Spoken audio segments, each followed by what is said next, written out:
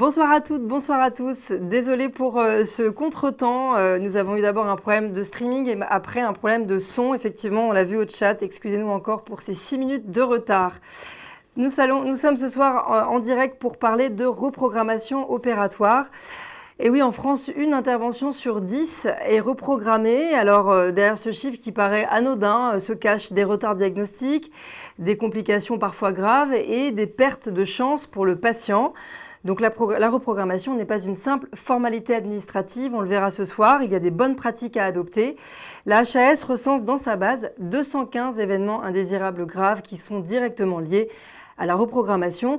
Et c'est ce chiffre qui a motivé la Haute Autorité de Santé à réfléchir sur les bonnes pratiques dans le cadre d'une SSP, une solution sécurité patient, niveau 3, donc multidisciplinaire, qui est sortie en janvier dernier. Nos invités qui sont avec nous donc ce soir y ont participé. Bonsoir, docteur Yves Epner. Bonsoir Alexia.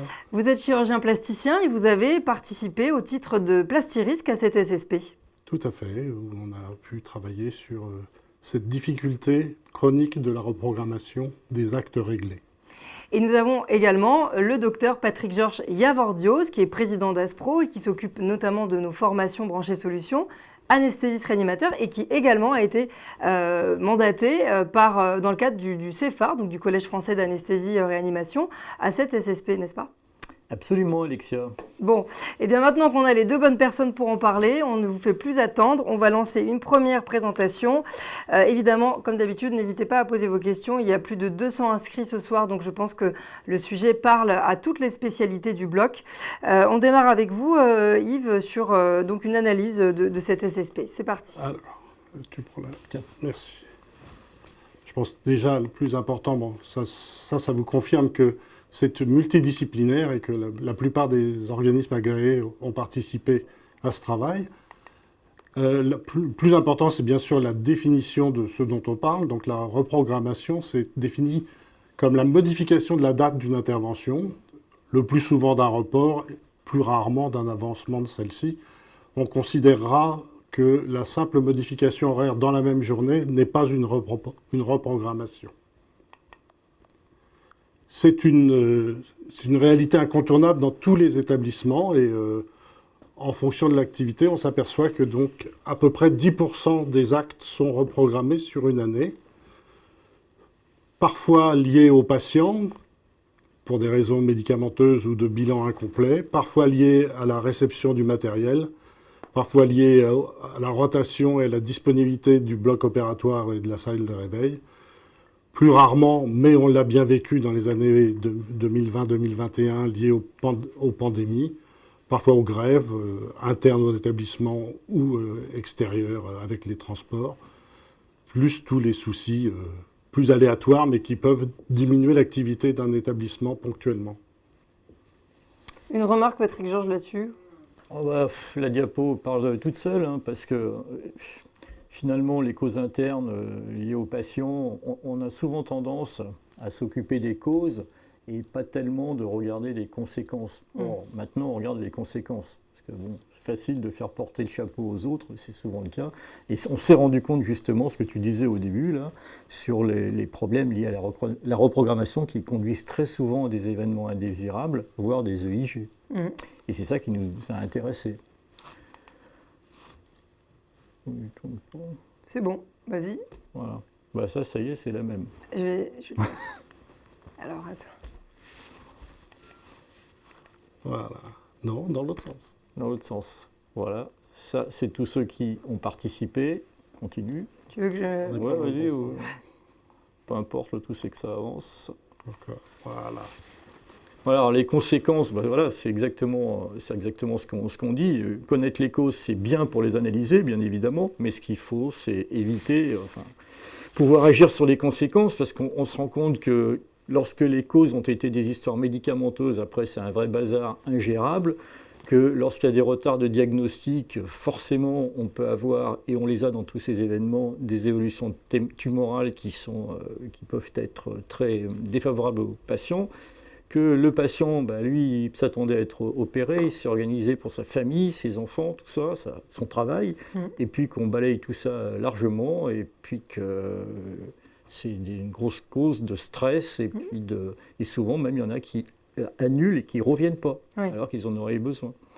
Après, évidemment, l'organisationnel, c'est ce qu'on dit, et puis économique aussi, bien sûr. On ne fait pas une intervention. Si elle était un peu longue, ça va planter un bloc opératoire pendant plusieurs heures, ce qui aura des conséquences économiques négatives, aussi bien pour le patient que pour l'établissement.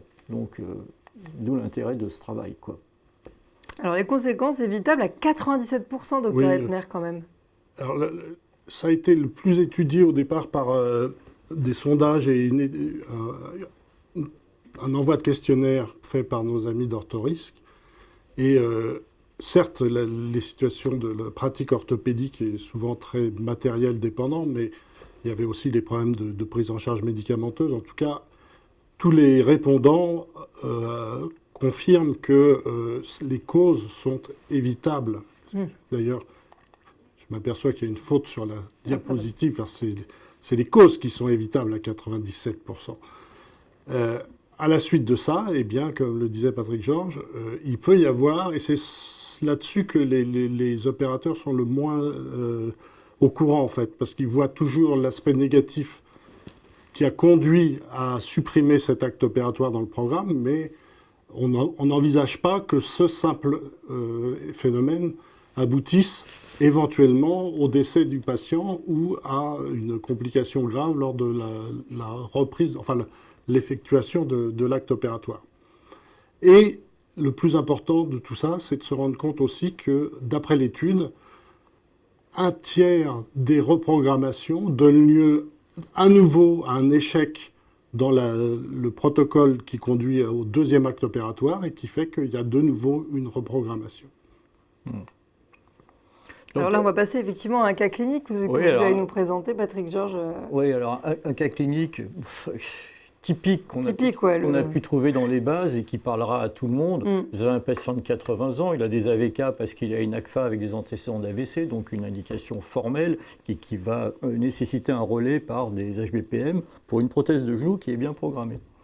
Donc le relais est bien programmé 10 jours avant par l'anesthésiste, où le patient il sort on lui a expliqué, il a ses ordonnances, tout roule bien. Et puis la veille, le chirurgien se rend compte qu'il n'a pas le matériel qui était nécessaire pour cette prothèse. Donc il repousse, il y avait des problèmes d'organisation interne, il repousse à 15 jours. Sauf que le patient, il était chez lui, on l'informe, vous ne rentrez pas, parce qu'on n'a pas le matériel, on vous redonne un rendez-vous dans 15 jours. Et ça s'arrête là, la communication. C'est-à-dire que le patient n'a aucun renseignement sur son traitement. On lui a arrêté, on a fait un relais, mais qui était borné jusqu'à l'intervention. Le patient, il ne va pas oser reprendre son traitement puisqu'on ne lui dit pas, il n'a pas d'ordonnance. Donc il ne va rien faire pendant 15 jours. Sauf que, une des complications de l'ACFA dans ce cas-là, ça peut être l'AVC qu'il avait déjà fait. Il en refait un très grave. Du coup, énorme perte de chance. Voilà, et on voit qu'on avait bien arrêté, mais pourquoi est-ce que c'est arrivé? Tout simplement parce qu'il n'y a eu aucun contact avec le patient, si ce n'est pour lui dire ne rentrez pas. Le chirurgien, lui, a donné comme consigne qu'on reporte. Les anesthésistes n'étaient même pas au courant. Ils ont simplement appris le matin, celui qui était au bloc a vu que l'intervention était annulée pour un motif de matériel, sans savoir tout ça. Donc en fait, il y a des problèmes de communication qu'on retrouvera là-dedans, si on faisait l'analyse, bien évidemment. Mais au total, in fine, qui est-ce qui a subi? Et c'est pour ça qu'analyser les causes, c'est bien intéressant de savoir qu'on n'a pas commencé le matériel. Mais au total, il y a un patient qui a fait un AVC gravissime. Oui, et voilà ce genre de cas qui a conduit les diverses spécialités à proposer des solutions qu'on va vous présenter. Tout à fait. On va poursuivre donc avec des actions d'amélioration des solutions. Non, il y a quelques exemples autres que les AVK. Bon, il y a aussi le problème des arrêts des immunosuppresseurs pour un certain nombre d'interventions. Et si il y a un délai trop long et que les patients ne reprennent pas, il peut y avoir des poussées inflammatoires de leur maladie lupique ou polyarthrite. Les délais d'extension. Quand il y a un délai trop long de reprogrammation sur une pathologie tumorale, il peut y avoir une évolution locale. Et si on ne fait pas une nouvelle IRM, il peut y avoir des surprises en péropératoire. Et il y a eu des cas décrits notamment en chirurgie urologique, cancer du rein. Donc là encore, ça aboutit à un acte qui est incomplet ou mal fait. D'autres exemples, au moment du Covid, il y a des coloscopies qui ont été annulées. Des patients ont pu ne pas être reconvoqués, ne pas oser eux-mêmes téléphoner pour reprendre le rendez-vous et quelques mois ou 1 ou 2 ans après, développer un cancer du côlon qui aurait bien sûr été évité si la coloscopie avait été faite dans les temps.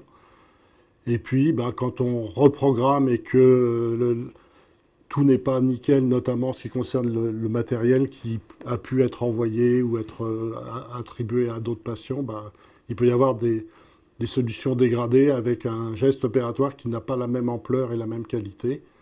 Et puis, pour prendre le contre-pied de l'exemple que tu prenais, au contraire, des anticoagulants non arrêtés, et s'ils passent au filtre de la checklist à l'entrée, une intervention qui finit par un hématome ou une reprise, parce que là aussi, il y a eu une rupture dans la chaîne médicamenteuse. On poursuit donc, merci Dr Epner. Alors, les mises en œuvre. Les mises en œuvre, ça paraît évident. Lorsque le patient est présent sur place, il faut déjà les expliquer au patient, donc l'anesthésiste, le chirurgien, et vérifier qu'il a tous les éléments nécessaires. Et puis de toute façon, ce qu'ils partent avec un vrai protocole. C'est pour ça que, vous verrez un peu plus loin, il y a des fiches à remettre au patient dans le cadre de reprogrammation, dans lequel il y a un peu tout pour qu'on n'oublie pas. Puis il faut suivre le patient, il faut le recontacter. Enfin, il faut éviter de reproduire la même erreur. Et puis ça, c'est quand il est présent sur le site. Dans l'exemple que j'ai donné, il n'était pas présent sur le site. On l'a appelé chez lui, il n'était même pas rentré. Donc ça complique encore un petit peu les affaires. Et voilà, et quand il est chez lui, il faut quand même évidemment le contacter, puis il faut lui envoyer les documents nécessaires, voire même peut-être, comme on repart de zéro, peut-être le revoir en consultation pour expliquer tout, y compris le chirurgien, l'anesthésiste. S'il y a de nouvelles ordonnances de relais à faire, il faut qu'elles soient datées correctement. Donc on repart à zéro. C'est bien ce qu'on a toujours prôné dans là-dedans. Surtout qu'il y a 2 éléments. Il y a savoir si le patient a été en cause dans le fait qu'on reporte par un manquement lié, il n'a pas fait un bilan qu'il aurait dû être fait, il n'a pas arrêté ou pas pris les médicaments qui avaient été prescrits. Donc il y a le problème de trouver la nouvelle date. Si on l'a rapidement, c'est facile de faire un protocole. Si on n'a pas la date ou que cette date dépend d'un bilan, il faut anticiper qu'il faudra trouver la nouvelle date et que tout le monde soit au courant. Et donc, c'est pour ça qu'il faut vraiment être recontacté régulièrement. Donc, dans tous les cas, c'est ce qu'on vient de dire, on reprend à zéro. C'est-à-dire que c'est comme si on n'avait rien fait. On ne va pas bricoler sur les papiers déjà donnés, parce que c'est là où là où on va se planter et conduire à une deuxième annulation. Donc il faut suivre, il faut relancer, puis il faut il faut que ce soit organisé à l'intérieur de l'établissement, d'où l'idée de la filière. Et puis il y a, dans cette SSP, il y a une proposition de checklist avec tous les éléments qu'il ne faut pas oublier. Quand on se retrouve dans ce cas de figure, on a la fiche à remettre au patient, plus tous les trucs qu'il ne faut pas oublier. Il suffit d'aller Google, HAS, reprogrammation, et ça se trouve instantanément, et on va l'afficher.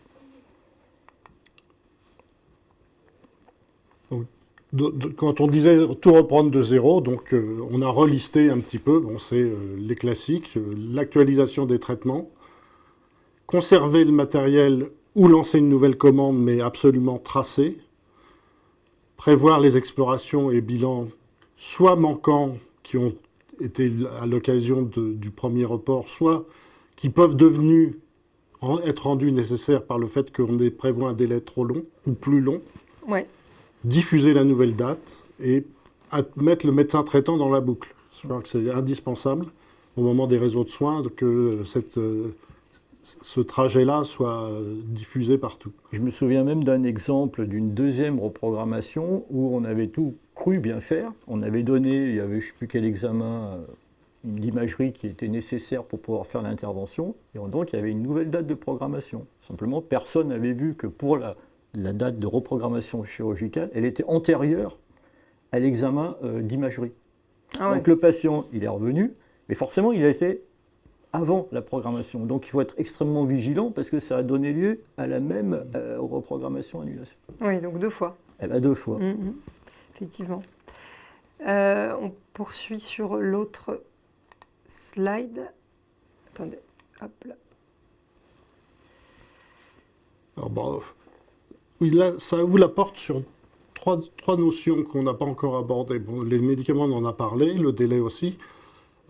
Souvent, il y a quelque chose qui est interférent, et je pense que les confrères vont se manifester un petit peu dans le chat, parce qu'il y a le problème de la place des urgences dans un programme opératoire, notamment pour la traumatologie, mais pas uniquement, qui fait que c'est ça qui peut décaler la présence en salle et l'utilisation des locaux ou du personnel. Et puis, de plus en plus souvent, dans des périodes tendues, justement par manque d'infirmières, certaines vacations opératoires de certaines spécialités peuvent être des variables d'ajustement et se voir donc supprimées au dernier moment ou ouvertes au dernier moment, ce qui cause évidemment des énormes soucis aux confrères pour organiser un programme complet. Et je pense que tout le monde doit avoir dans l'assistance des exemples et avoir été touché par ce genre de problème. Alors là, il y a justement, il y a un point aussi dont on avait discuté, c'est que dans certains établissements, pour pallier au manque que tu dis d'organisation, certains utilisent cette reprogrammation comme une variable d'ajustement. C'est-à-dire ? Eh ben, on ne va pas faire l'intervention, on va le reprogrammer, parce que, par exemple, on n'a pas l'équipe. On n'a pas, voilà, donc on va expliquer qu'on ne peut pas le faire parce qu'on n'a pas les moyens humains de le faire à tel moment. Ah oui, mais si on ne les a pas... Il ne fallait pas le programmer à ce moment-là. Il ne fallait pas le faire. Ce n'est pas forcément une découverte au dernier moment, mais ça va permettre de justifier un mauvais discours, quoi. Donc ça a bien été soulevé, ça ne doit pas servir de variable d'ajustement. Oui, mais dans le même esprit, tu vois, il m'est arrivé, là, c'est une histoire vécue, à un moment donné, vers 15h30, 16h, pénurie de personnel en salle de réveil, parce que la personne qui devait arriver, elle n'est pas arrivée, et qu'on a fermé 5 lits de salle de réveil. Et que donc, le chef de bloc a décidé quelle salle arrêtait de travailler. Alors bon, c'est toujours une négociation entre les plus influents et les pathologies les plus graves, mais enfin, c'est toujours un souci. Et puis, ben voilà, on se retrouve à 16h avec encore 2 patients à faire qu'on doit reprogrammer, et c'est compliqué. Mais là, c'est un aléa qui était quand même pour le bien de la salle de surveillance. Oui, alors c'est évidemment pour le bien. Si c'est pour qu'il y ait un défaut de surveillance pendant la salle de réveil, c'est quand même... On peut pas aller bien sûr, on est obligé de respecter un certain nombre de normes et de sécurité, donc je ne mets pas en cause le fait qu'il ait fallu prendre la décision. Je dis simplement que c'est compliqué pour les équipes de reprogrammer, et parfois on s'aperçoit, quand c'est itératif dans le même établissement, ça veut dire qu'on est à flux tendu et qu'on a des difficultés de personnel ou des difficultés d'administration. Encore dans ton exemple, il y a effectivement quelqu'un qui ne s'est pas présenté. Donc on peut dire que c'est quelque chose qui était pas programmé. Mais par contre, on voit des cas où on voit bien que ça va coincer en fin de journée. Le matin, quand tu commences, tu vois que ça ne peut pas aller. Il suffit d'un grain de sable pour que vraiment... Donc ça veut dire qu'il y a eu un défaut de programmation qui va conduire à cet échec. C'est un échec annoncé. Et on va dire en fin de journée, eh ben, on ne peut pas faire, on va refaire un autre jour, demain, après-demain. Ou ça. Et donc ça c'est complètement à éviter parce qu'on va se retrouver dans la possibilité d'un événement indésirable en faisant ça. Oui, tu rappelles là l'importance de l'existence et du fonctionnement du comité de bloc opératoire et de l'application de la SSP, relation chirurgien-anesthésiste. C'est effectivement... Quand un chef de bloc accepte de façon itérative des programmes qui sont tout à fait infaisables, dont tout le monde sait qu'ils n'iront pas au bout, ça crée du retard et de la tension, et donc ça a des répercussions sur les autres programmes opératoires. Mais là, là encore, parce que c'est notre métier et parce qu'on est passionné, on est encore à réfléchir sur l'amont, alors que l'originalité de ce travail et de son importance, c'est justement de réfléchir sur l'aval et sur les risques qu'on fait encourir aux patients lors de leur reprogrammation. Et il faut mettre l'accent sur ceux qui vont mettre dans cette mauvaise programmation, c'est identifier la cause.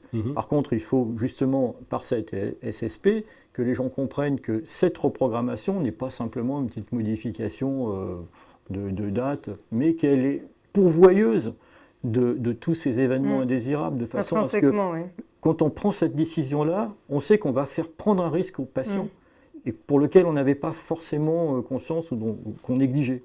Donc c'est ça un peu la nouveauté de la pensée.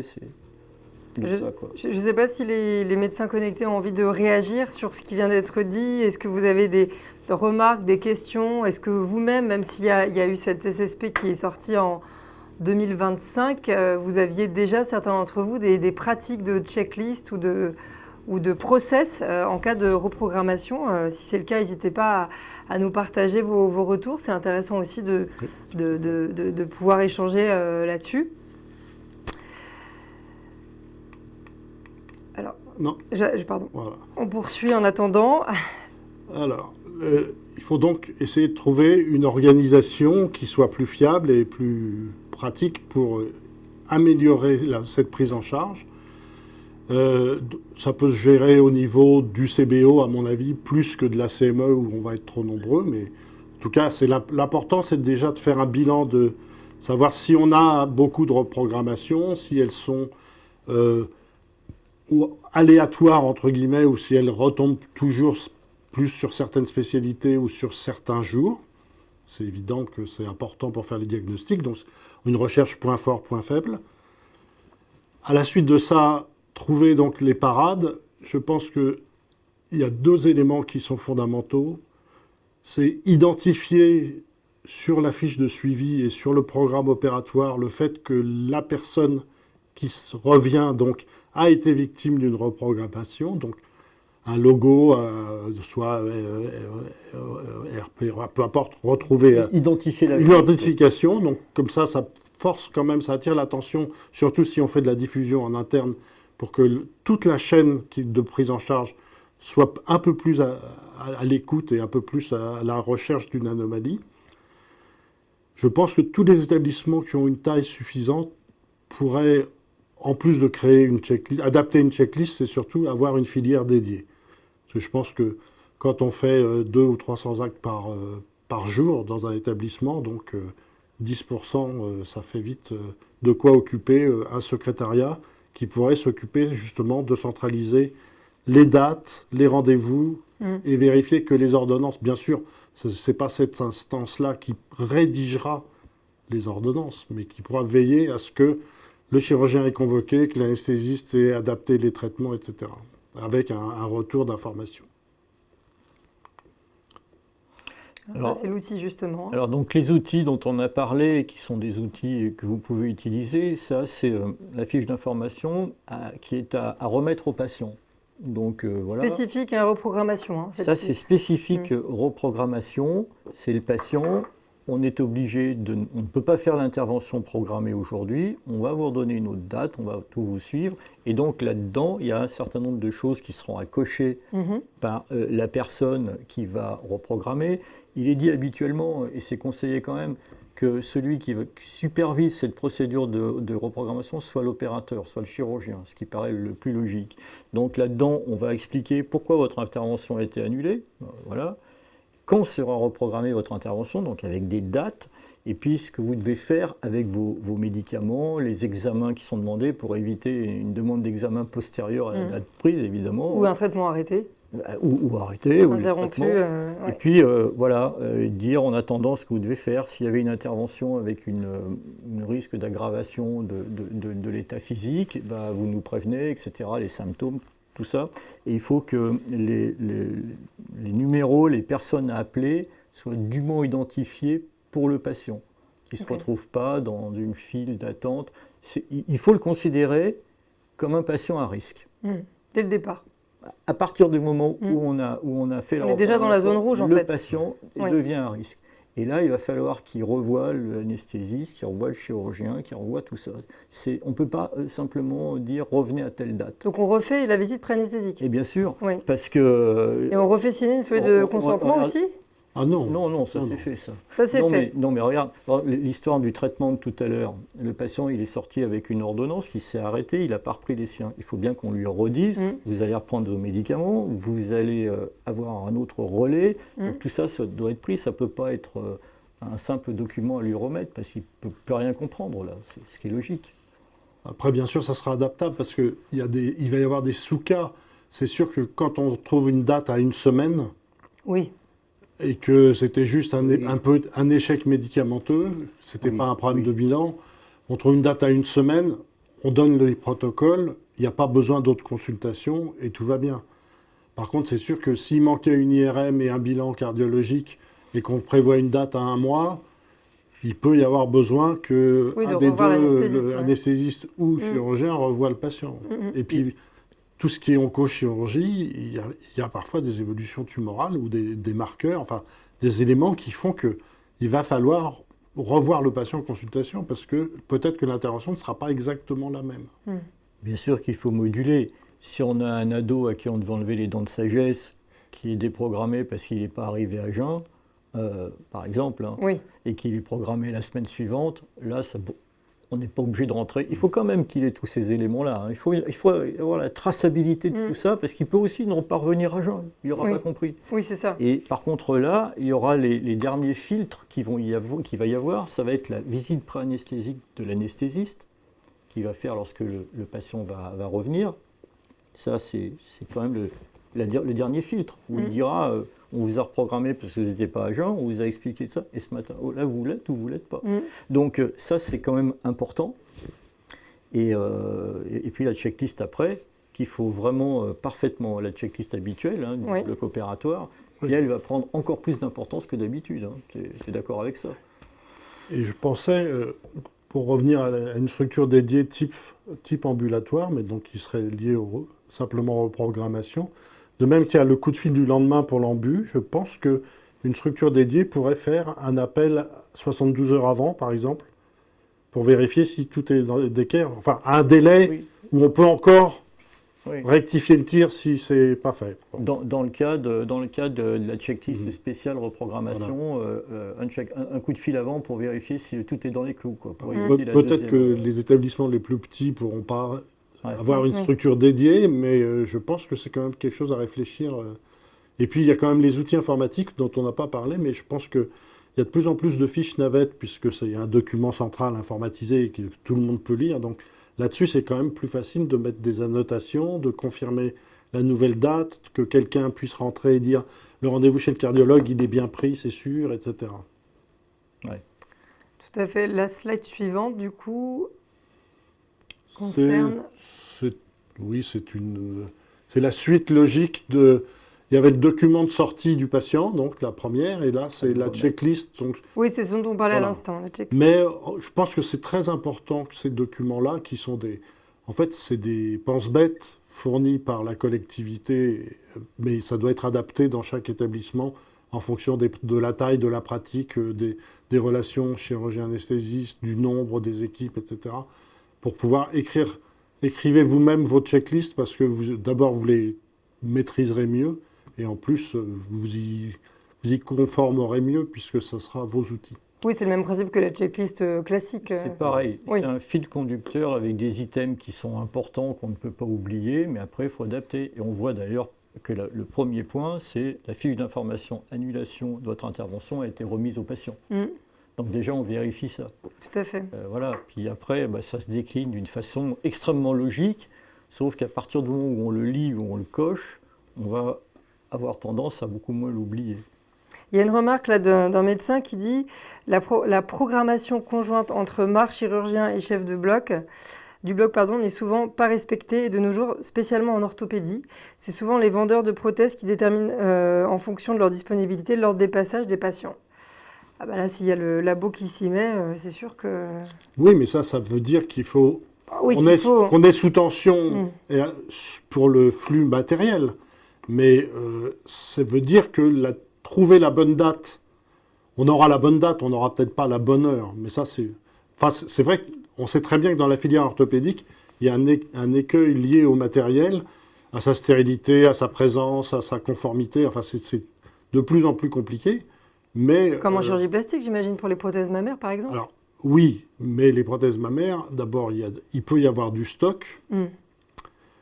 Il peut y avoir une adaptabilité de volume à quelques pourcents près. Et en tout cas, dans une vraie checklist, ce n'est pas le cas des problèmes des boîtes mouillées ou autres. Dans une vraie checklist, si on n'a pas les prothèses et qu'on pense que celles qui sont présentes ne feront pas l'affaire, on n'en dort pas. Donc, c'est un report, mais ce n'est pas un non-go avec patiente endormie, en principe. Oui. Alors qu'on sait très bien que parfois en orthopédie, le patient est installé, endormi, parfois même débuté, et on s'aperçoit que certains éléments d'une des deux boîtes ne sont pas conformes ou boîte mouillée. Enfin, je sais que Orthorisque avait travaillé beaucoup sur des situations dégradées et les boîtes mouillées, etc. Mais il y a des cas où on a débuté l'intervention, on n'est pas du tout en tort de l'avoir fait, mais on ne peut pas aller au bout. Oui. Mais je crois que là, c'est un autre sujet que la reprogrammation. La question, le commentaire que tu as lu, là, il est frappé de... c'est de bon sens, c'est la réalité, mais à partir du moment où plus on met de monde comme intervenant, plus on risque d'avoir de problèmes. Sur des retards, si tu as une ou deux personnes, mais si tu en as 3 ou 4 qui sont vraiment nécessaires, obligatoires pour réaliser les choses, on multiplie le risque d'avoir un problème par le nombre de participants. Hein. Non, tout à fait. Ça, c'est clair. Alors, il y a juste, en régie, il y a un médecin qui demande comment se connecter au direct. Je ne sais pas s'il a un souci. Voilà, si Céline peut faire une réponse. Il vaudra mieux qu'il se connecte au replay. Tu peux dire qu'il y aura un replay. Il y aura oui, mais là, je crois qu'il est même... Enfin, je sais pas, il parle au chat, mais il n'est pas sur le... Alors, il y a une autre remarque. Pas de process en cas de reprogrammation, problématique au quotidien, dépend des établissements, des relations entre soignants et avec la direction, qui est représentée par le cadre du bloc. Programmation souvent modifiée, urgences sont aussi une problématique, traumatologie, maternité avec césarienne en urgence. Donc ça, c'est aussi des facteurs de reprogrammation. Donc, pas de process pour le docteur d'Angelseur. Ça veut dire que peut-être c'est le cas de beaucoup de cliniques, en tout cas quand il y a une maternité. Oui, mais là encore, enfin, il ne s'agit pas de négliger tous ces commentaires, mais là encore, on est sur l'amont. Là, ils se plaignent, à juste titre, des causes qui font qu'un programme n'est pas arrivé à son terme et qu'il va falloir redonner des dates opératoires. Mais, oui, le sujet, c'est l'aval. Le sujet, c'est comment se mettre en situation pour que ça ne se reproduise pas. Oui, 10%, effectivement. Alors, la slide suivante... Qui est la dernière. Bon, c'est un rappel de la route d'Hemming et de comment faire une démarche d'amélioration. Donc, faire le point d'étape, organiser sa démarche, puis l'évaluer, mettre en œuvre et de nouveau évaluer. Toujours évaluer, effectivement. Il n'y a pas d'autres questions pour l'instant. En attendant qu'il y ait peut-être des questions ou remarques, est-ce qu'il y a d'autres choses à dire, quand même, des messages qu'on n'a pas encore abordés Non, moi je pense qu'il faut quand même considérer que là, on a mis le doigt sur... on a réussi à identifier un nouveau facteur. De même qu'on a identifié récemment que le facteur humain... était une grosse source d'événements indésirables, puisque par le défaut de communication, enfin tout ce qu'on a pu identifier, interruption de tâches. Après, il y avait de quoi éviter les problèmes qu'on appelait techniques avant. Par exemple, dans le facteur humain, si les chirurgiens anesthésistes ne sont pas parlés et puis qu'on n'a pas géré les anticoagulants avant, par exemple, qu'après l'intervention, il se passe un hématome, une hémorragie quelconque liée à ce manquement, avant, on apprenait comment on allait gérer la reprise, comment on allait gérer l'anémie aiguë post-opératoire. Oui, la technique, quoi. Voilà, la technique. Maintenant, on apprend en amont à ce que ça n'arrive pas. C'est un gros progrès qui nous occupe. Oui, c'est totalement un changement de paradigme. Là, c'est un petit peu la même démarche. Avant, on disait, c'est s'intéresser à ce qui se passe après, lorsque la reprogrammation a été faite, qu'on a permis de voir que les causes, on les connaît depuis longtemps. Donc, agissons sur les causes. Oui, puisque c'est un peu inévitable, en fait. Il y aura toujours de la reprogrammation. C'est la gravité de ce qui peut arriver après qui fait qu'il faut s'intéresser aux causes. Surtout qu'après, s'il y a en effet un événement indésirable grave, il y aura peut-être une réclamation et donc une expertise. Et là, s'il n'y a pas eu de process, de checklist, d'information, de traçabilité, de décision collégiale, enfin tout ce qu'on connaît sur le reste des mises en cause, bah là, tu as parfaitement raison de dire ça. Une SSP de niveau 3 par la HAS qui a réuni toutes les spécialités, elle a un niveau de force important, qui est équivalent, voire même peut-être plus qu'une recommandation de spécialité.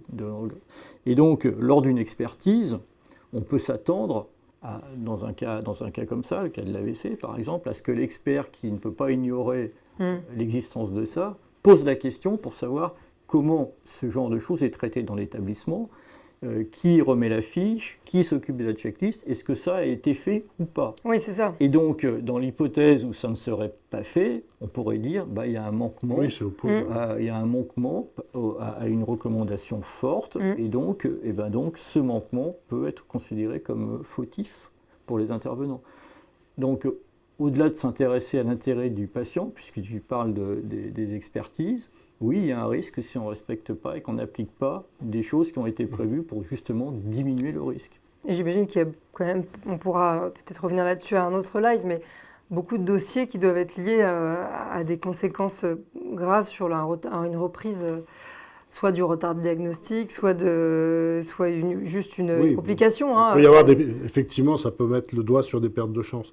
Il y a un autre élément qui peut être protecteur, je pense, dans l'avenir et qui peut aider les collègues à se prendre conscience du phénomène, parce que comme il y a de plus en plus de cabinets de groupe et de travail en équipe, ça aide pour se rendre compte qu'il y a autant de reprogrammation, parce que finalement, dans une activité individuelle, on peut avoir de la chance et finalement en avoir soi-même que 3, 4, 5% sur une année, par exemple. Et donc, ça fait 3 ou 4, c'est pas forcément beaucoup. Et donc, on n'y prête pas attention. Tandis que si on fait le bilan spécialité par spécialité, là, on va se rendre compte que c'est plus fréquent qu'on ne pensait. Et donc, ça aidera les établissements à prendre conscience et à aider à la mise en place des outils. Absolument. Oui, parce que l'impact, il est pour tous les acteurs du bloc, toutes les spécialités, et pour l'établissement. L'établissement, doit s'emparer de ça pour vérifier également, participer à la création. Oui, il n'y a pas que effectivement l'équipe du bloc. Chaque fois qu'il y a un document qui est mis en place par des équipes, pour qu'il ait de la force au sein de l'établissement, il faut qu'il passe par la CME. Au moins, on est sûr, s'il passe et qu'il n'est pas validé en CME, on sait que ce document, il a été présenté et il a été admis par tous les participants de toutes les spécialités. Ça concerne toutes les spécialités, ce problème-là. Il y a une question du docteur. Alors, il y a une première remarque. Pour faire bouger les choses, je pense qu'il faut inclure ce SSP dans les critères de certification des établissements de santé. C'est un peu ce qu'on dit plus ou moins. Enfin, on ne dit pas ça, mais on dit que l'établissement a son rôle à jouer. Dans l'absolu, on sait très bien que la certification fait de plus en plus attention au fait que les différentes spécialités médicales au sein de l'établissement soient labellisées par l'accréditation. Et on sait très bien que toutes les OA, a fortiori celles qui ont travaillé sur les SSP, font redescendre à tous leurs membres au moment des ateliers et des réunions les SSP les plus récentes ou les plus importantes, et a fortiori celles sur lesquelles ils ont travaillé. Donc effectivement, c'est important qu'il y ait une appropriation dans l'établissement des SSP. C'est le rôle des gestionnaires de risque, mais ils sont assez débordés. Oui, puis pour répondre à la question, lorsque les experts visiteurs sont là, au-delà de tout l'aspect qu'ils ont à cocher, tous ces éléments-là permettent l'accréditation en équipe, les documents, les chartes sur le qui fait quoi, par exemple. Ce genre de document permet de bonifier la note. Et maintenant, tu sais, il y a un classement par lettre, et puis après, il y a des zones pour pouvoir être un petit peu mieux. Et donc, toutes ces zones-là, en présentant ce genre de document, permet de monter, ce qui est toujours recherché par les établissements. Valorisant, et puis c'est des bonnes pratiques aussi. Oui, en plus, effectivement, je sais que les experts visiteurs cherchent souvent à savoir s'il y a une RMM, et effectivement, ils pourraient aussi voir s'il y a le CBO a pondu quelque chose sur la reprogrammation. C'est quelque chose à faire remonter à l'HAS aussi.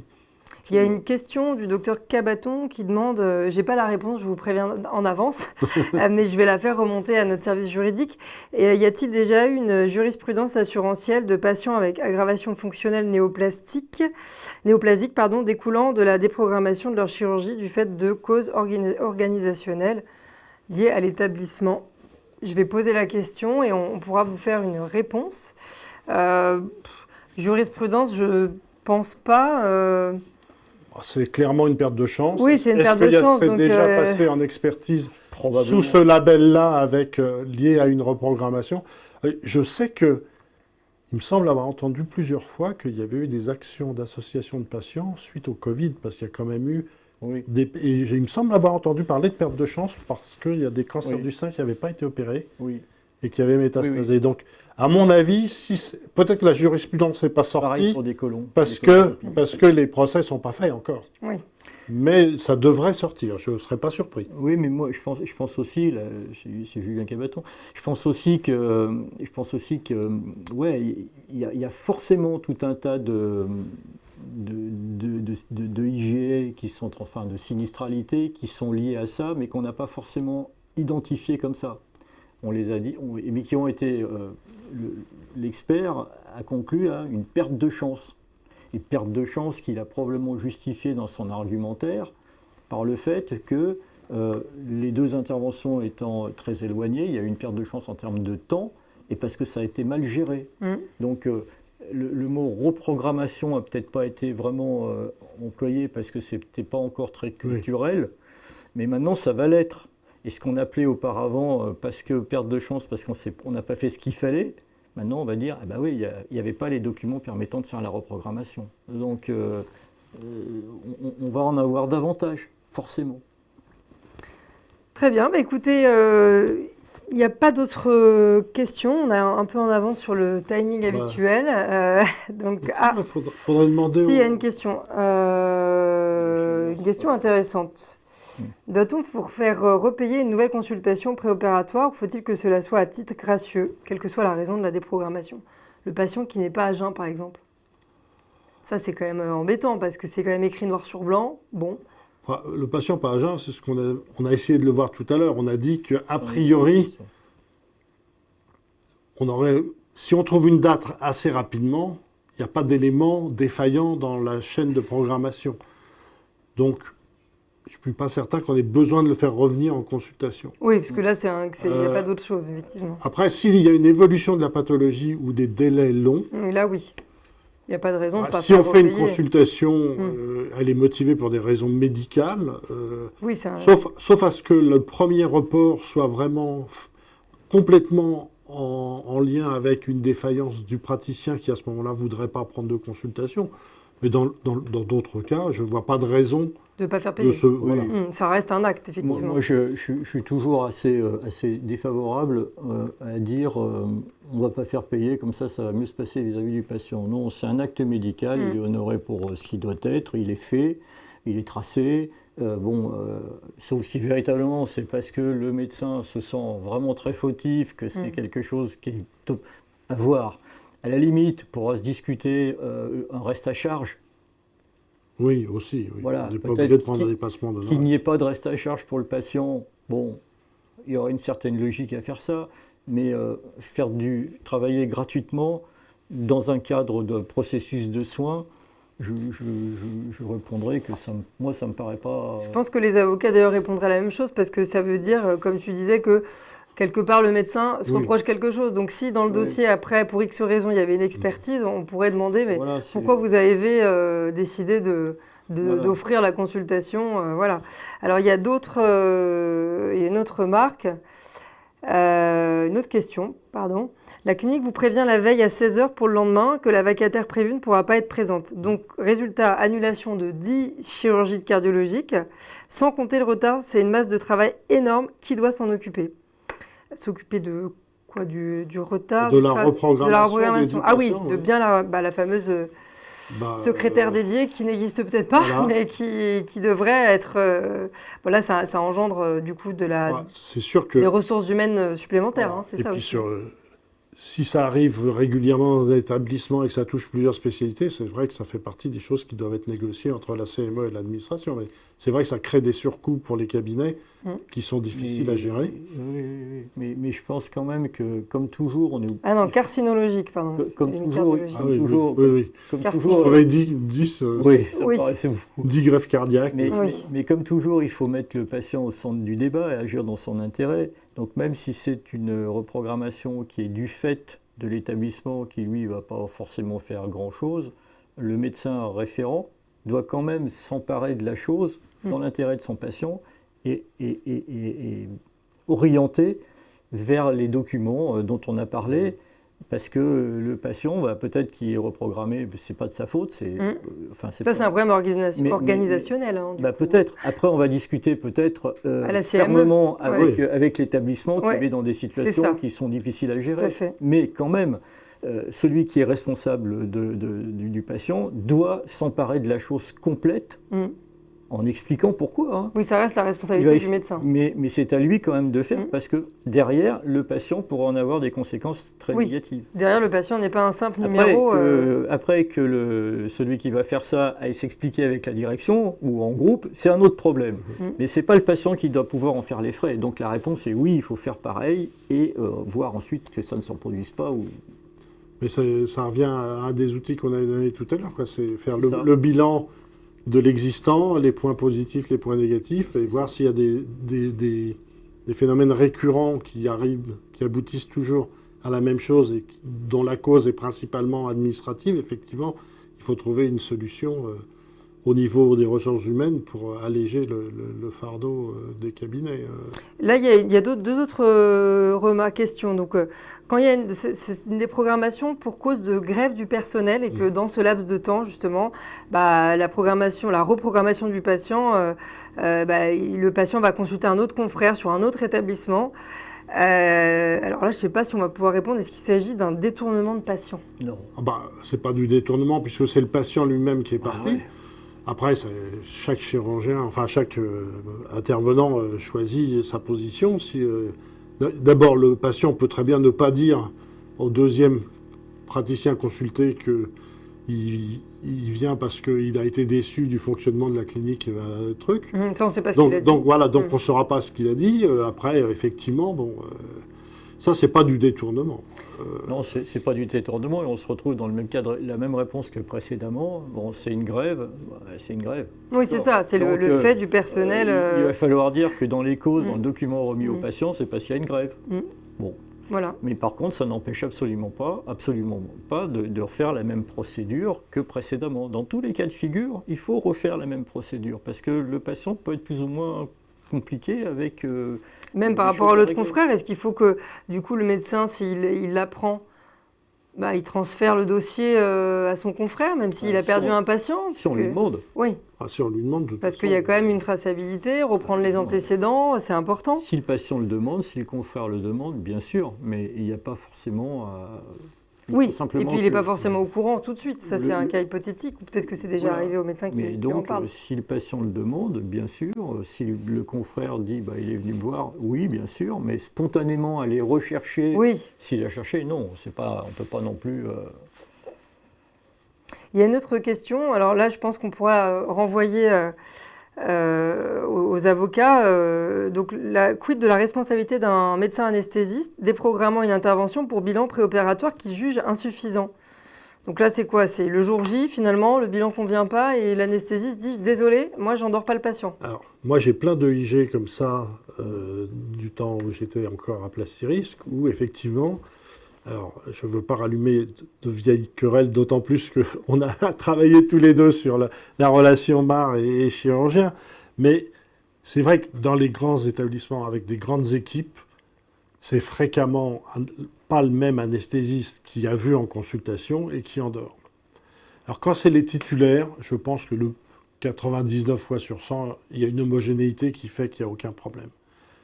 Quand arrivent les vacances et les remplaçants, il peut arriver qu'effectivement, une AG banale avec un bilan A ait été programmée et que le remplaçant refuse une loco-régionale. Ça m'est arrivé dans mon établissement. Il y a eu un refus de loco-régionale pour un acte.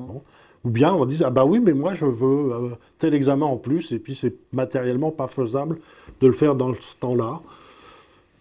Je pense que c'est un problème d'homogénéité dans les équipes anesthésiques et de gestion des remplacements pendant l'été. Là, en ce qui concerne les équipes anesthésistes, il y a tout un tas de recommandations très claires là-dessus. Lorsque le patient est vu en consultation, en CPA, donc on doit lui expliquer la technique, avantages, inconvénients, les techniques alternatives, avantages, inconvénients, et puis après on doit tracer le consentement éclairé du patient. Si à ce moment-là, c'est un anesthésiste A qui, mettons le cas de la loco-régionale, va dire je vous explique tel loco-régional.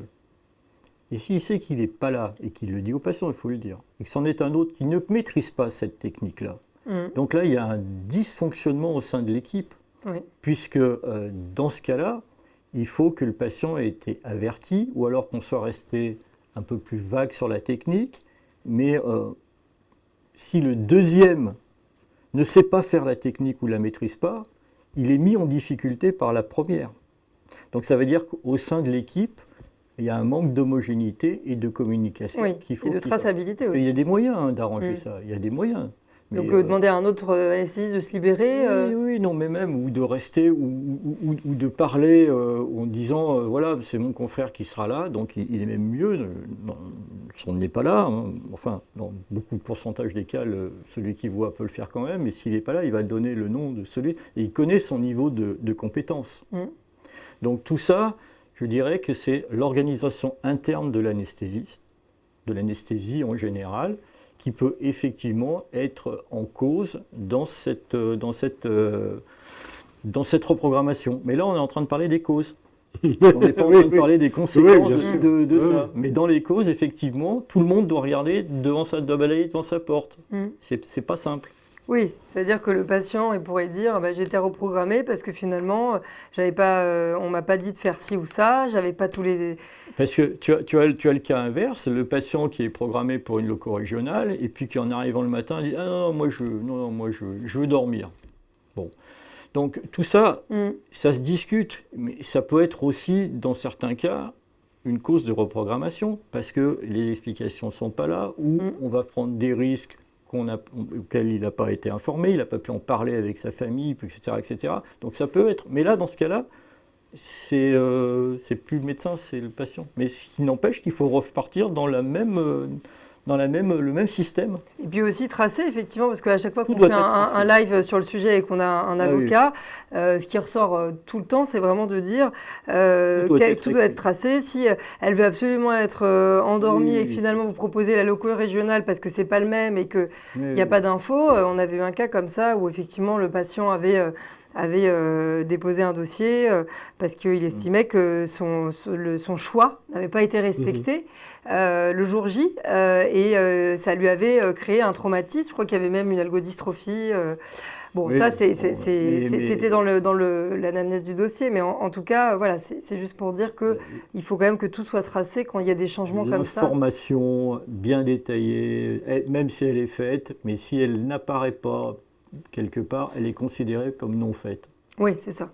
Donc tout ce qui n'est pas tracé est n'existe pas comme non fait. Voilà. C'est très simple. Et ça, c'est un gros piège parce que le boulot est fait, mais comme il n'y a pas de trace, l'expert va dire « moi, j'ai rien, donc je considère que ça n'a pas été fait ». Absolument. Avant de conclure, est-ce qu'il y a un dernier mot, chacun d'entre vous, comme il est 20h30, il n'y a plus de questions actuellement. Peut-être un message clé à retenir rapidement. Bon, c'est une situation courante, mais dont on n'avait pas vraiment conscience. Donc, lisez la SSP. Voilà. Oui, appropriez-vous la SSP, considérant que c'est quand même quelque chose pour lequel il y a des solutions, qui est mis en avant maintenant. Il y a des documents, faites votre évaluation personnelle, et puis c'est un bon moyen fédérateur au sein des équipes, puisque comme ça concerne tout le monde, ça peut au contraire être... sur cette réflexion commune, être un moyen de lier les équipes de diverses spécialités.